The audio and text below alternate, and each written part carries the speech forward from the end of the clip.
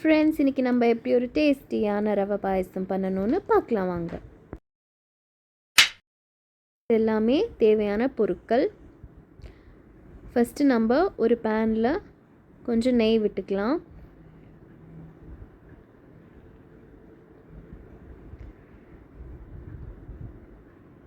இது கொஞ்சம் சூடான அப்புறம் நம்ம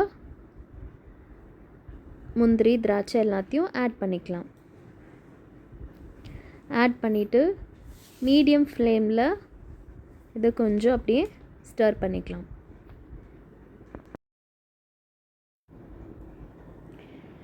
இப்போது இது நல்லா ஃப்ரை ஆகிட்டுருக்கு. இந்த மாதிரி ஒரு ஃபியூ செகண்ட்ஸ் ஃப்ரை பண்ணிக்கோங்க.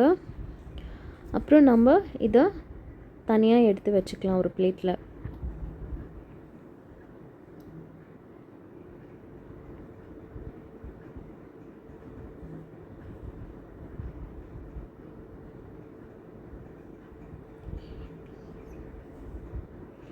இது ரொம்ப ஹெல்த்தி அண்ட் டேஸ்டி கூட.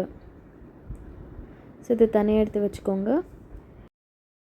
இப்போ நம்ம அதே பேனில் ஒரு கப் ரவா ஆட் பண்ணிவிட்டு இதை நல்லா ஃப்ரை பண்ணிக்கணும். ஒரு 2 மினிட்ஸ் நல்லா ஃப்ரை பண்ணிக்கோங்க மீடியம் ஃப்ளேமில் வச்சு.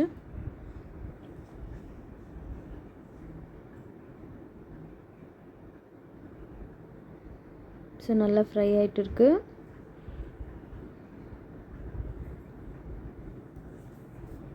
ஸோ இதுக்கப்புறம் நம்ம யூஸ் பண்ண போகிறது ஒரு கப் ஆஃப் மில்க் எடுத்து வச்சுக்கோங்க ரெடியாக. அண்ட் உங்களுக்கு தேவையான அளவு சுகர் ஆட் பண்ணிக்கலாம். ஸோ இப்போ நான் தனியாக ஒரு கப் மில்க் எடுத்து வச்சுருக்கேன். ஸோ இப்போ நம்ம இதோட ஆட் பண்ண போகிறோம். ஸோ சேர்த்துட்டு இதை கொஞ்சம் நல்லா கலந்து விட்டுக்கோங்க. அடுத்து நம்ம சுகர் ஆட் பண்ணிக்கலாம்.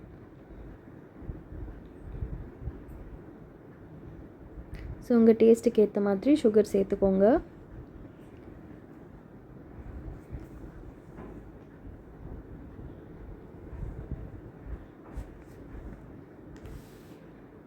சுகர் ஆட் பண்ணியாச்சு. இப்போது நம்ம முந்திரி திராட்சை அதெல்லாம் தனியாக எடுத்து வச்சிடலாம். அதெல்லாம் இதோடு சேர்த்துக்கலாம். சேர்த்துட்டு அப்படியே கொஞ்சம் மிக்ஸ் பண்ணி விட்டுக்கோங்க. அவ்வளோதாங்க. ஃபைனலாக நம்ம இதோட காடமம் பவுடர் சேர்த்துக்கலாம். இல்லை காடமம் இருந்தால் அதை பவுடர் மாதிரி கொஞ்சம் சுகரோடு சேர்த்து அரைச்சிட்டு காடமம் பவுடர் மாதிரி பண்ணி நீங்கள் அதை இந்த மாதிரி சேர்த்துக்கலாம். சேர்த்துட்டு கலந்து விட்டுக்கோங்க. அவ்வளோதாங்க, நம்மளோட tasty rava payasam is ready. Thanks for வாட்சிங்.